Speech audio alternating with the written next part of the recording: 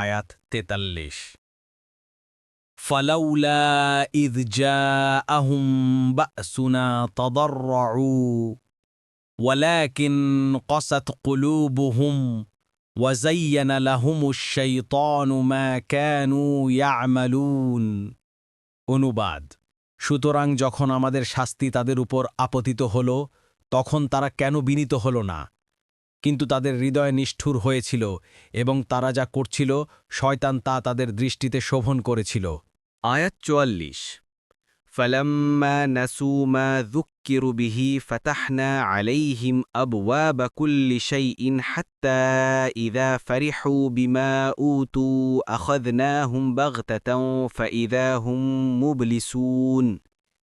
অনুবাদ: অতঃপর তাদেরকে যে উপদেশ করা হয়েছিল তারা যখন তা ভুলে গেল, তখন আমরা তাদের জন্য সব কিছুর দরজা খুলে দিলাম।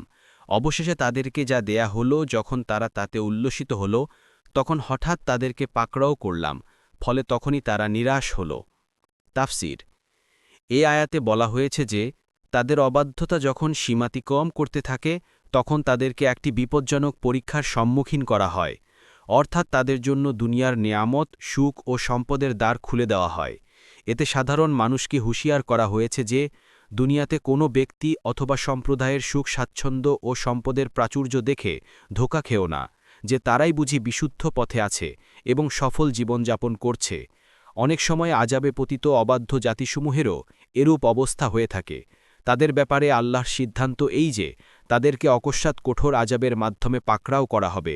তাই রাসূলুল্লাহ সাল্লাল্লাহু আলাইহি ওয়াসাল্লাম বলেছেন, যখন তোমরা দেখবে যে কোনো ব্যক্তিকে আল্লাহ তাআলা দুনিয়ার ধনদৌলত প্রদান করছেন, অথচ সে গুনাহ ও অবাধ্যতায় অটল, তখন বুঝে নেবে যে তাকে ঢিল দেওয়া হচ্ছে, অর্থাৎ তার এ ভোগবিলাস কঠোর আযাবে গ্রেফতার হওয়ারই পূর্বাভাস। মুসনাদে আহমদ। আয়াত ৪৫। فَقُطِعَ دَابِرُ الْقَوْمِ الَّذِينَ ظَلَمُوا وَالْحَمْدُ لِلَّهِ رَبِّ الْعَالَمِينَ।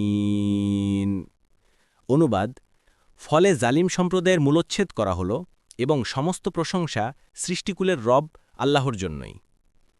তাফসির: ১ নং ফুটনোটের বিবরণ। এতে ইঙ্গিত করা হয়েছে যে অপরাধী ও অত্যাচারীদের উপর আযাব নাজিল হওয়াও সারা বিশ্বের জন্য একটি নেয়ামত। এজন্য আল্লাহ তাআলার কৃতজ্ঞতা প্রকাশ করা উচিত, কারণ তিনি তার বন্ধুদের সাহায্য করেছেন এবং তার শত্রুদের নিশ্চিহ্ন করে দিয়েছেন। মুয়াস্সার।